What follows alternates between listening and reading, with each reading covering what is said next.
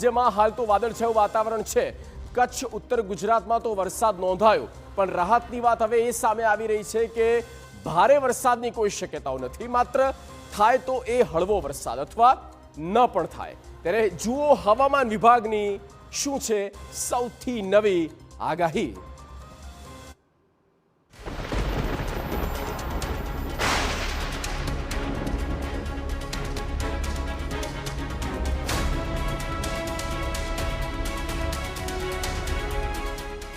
રાજ્યમાં માવઠાનો માર।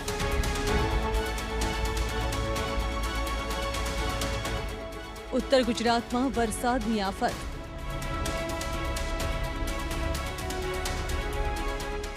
કચ્છમાં કમોસમી કેર।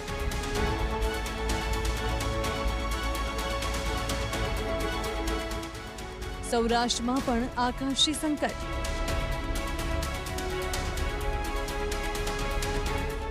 ગુજરાતમાં ઠંડી વચ્ચે હવે ખેડૂતો અને લોકો માટે ચિંતાના સમાચાર આવ્યા છે।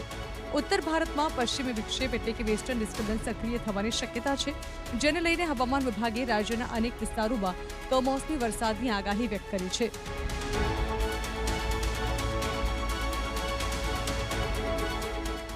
હવામાન વિભાગના આ જણાવ્યા અનુસાર વેસ્ટર્ન ડિસ્ટર્બન્સની અસરને પગલે ગુજરાતના કેટલાક વિસ્તારોમાં છૂટો છવાયો કમોસમી વરસાદ પડી શકે છે।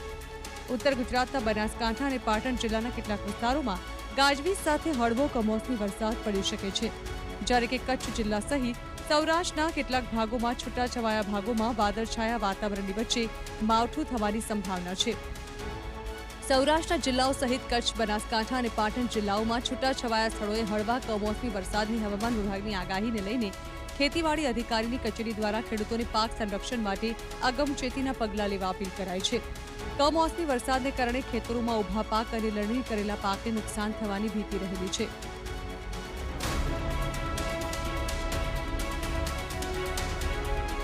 ત્યારે ખેડૂતોએ પાકની કાપણી કરી લીધી હોય અને પાક ખેતરમાં ખુલ્લો પડ્યો હોય તેવા ખેડૂતોએ ત્વરિત ધોરણે પોતાના ખેત ઉત્પાદિત પાકને સલામત સ્થળે ખસેડવા। જો પાક ખસેડવો શક્ય ન હોય તો તેને પ્લાસ્ટિક અથવા તાડપત્રીથી યોગ્ય રીતે ઢાંકી દેવો। વધુમાં વાદળછાયા અને વરસાદી વાતાવરણ દરમિયાન જંતુનાશક દવાઓનો છંટકાવ તેમજ ખાતરનો ઉપયોગ કરવાનું ટાળવું જોઈએ।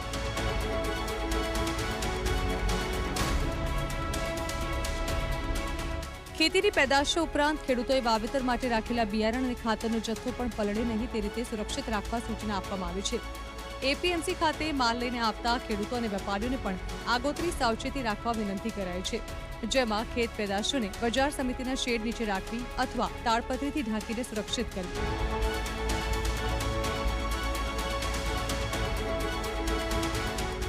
ગુજરાતના કચ્છ અને ઉત્તર ગુજરાત સહિતના કેટલાક વિસ્તારોમાં હવામાન વિભાગની આગાહીના પગલે કચ્છ, મહેસાણા અને ભરશિયાળે કમોસમી વરસાદ થયો છે।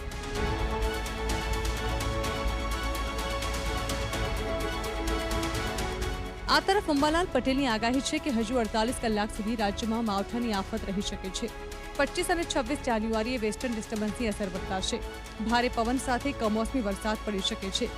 જાન્યુઆરી માસના અંત સુધી રાજ્યમાં વાદળછાયું વાતાવરણ રહેશે।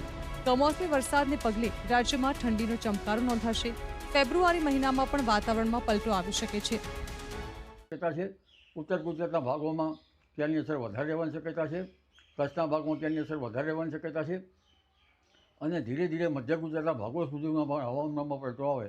અમદાવાદ, ગાંધીનગરના ભાગોમાં પણ હવામાનમાં પલટો આવી શકે છે। સૌરાષ્ટ્રના ભિન્ન ભિન્ન ભાગોમાં પણ હવામાનમાં પલટો આવી શકે છે।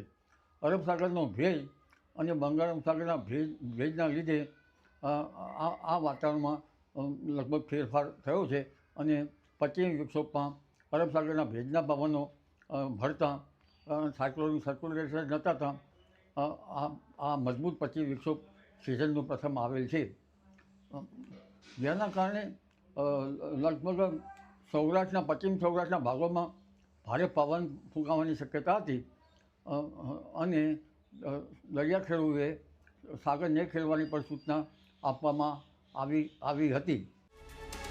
આમ જાન્યુઆરીના અંતિમ દિવસોમાં માવઠાનું કહેર રહેશે અને ફેબ્રુઆરીની શરૂઆત પણ ખૂબ જ ઠંડી થઈ શકે છે। ફેબ્રુઆરીમાં ઠંડીની સાથે સાથે વરસાદી ઘાત પણ જોવા મળી શકે છે। Bureau report, TV9।